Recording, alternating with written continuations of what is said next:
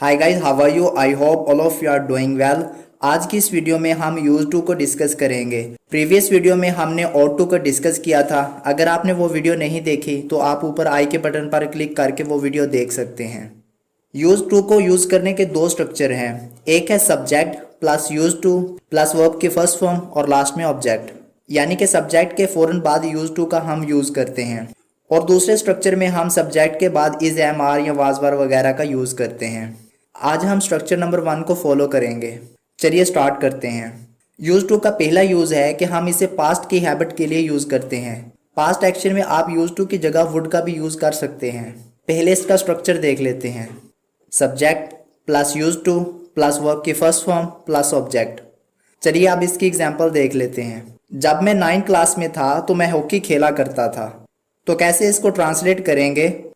When I was in class 9th, I used to play hockey.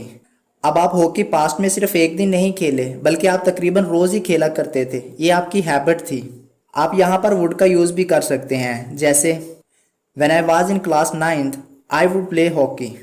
एक और example देख लेते हैं। हम एक दूसरे से बात करते थे, तो कैसे इसको ट्रांसलेट करेंगे? We used to talk to each other. अगर हमने नेगेटिव बनाना हो तो हम कैसे इसको बनाएंगे? पहले हम यहाँ पर थोड़ा सा समझ लेते हैं। यूज टू का इस्तेमाल हम एज अ वर्ब भी करते हैं और एज अ एडजेक्टिव भी।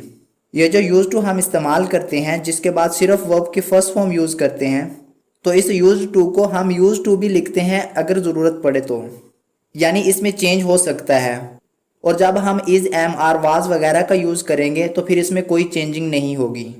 और अगर यूज्ड टू के साथ गेट लग जाए तो भी कोई चेंजिंग नहीं होगी इसमें। स्ट्रक्चर देख लेते हैं। Subject plus did not plus used two plus verb की फर्स्ट फॉर्म प्लस ऑब्जेक्ट। चलिए इसका नेगेटिव बनाते हैं। एग्जाम्पल है, मैं तुम्हारे साथ नहीं खेला करता था। कैसे इसको ट्रांसलेट करेंगे? I did not use to play with you. Did not को कंट्रैक्शन बना के लिखें तो ये बनेगा डिडंट। देखिए यहाँ पर हमने यूज टू को यूज टू लिखा है। आपको पता है कि पास्ट इंडेफिनेट में सेकंड फॉर्म इस्तेमाल होती है और जब हम इसको नेगेटिव बनाएं तो ये फर्स्ट फॉर्म में तब्दील हो जाती है। तो यहाँ पर भी इसकी फर्स्ट फॉर्म हो गई है। एक और एग्जांपल देख लेते हैं।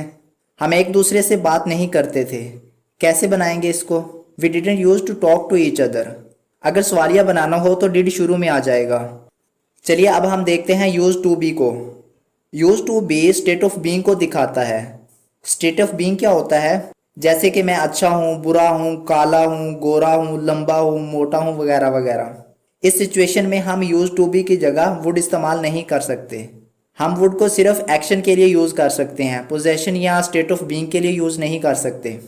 चलिए इसका स्ट्रक्चर देख लेते हैं। Subject plus use to be plus noun या एडजेक्टिव। एग्जाम्पल देख लेते हैं। वो टीचर हुआ करता था। कैसे इसको ट्रांसलेट करेंगे? He used to be a teacher. एक और एग्जाम्पल देख लेते हैं। वो शर्मीला हुआ करता था। ही यूज टू बी शाय। यहाँ तक क्लियर है?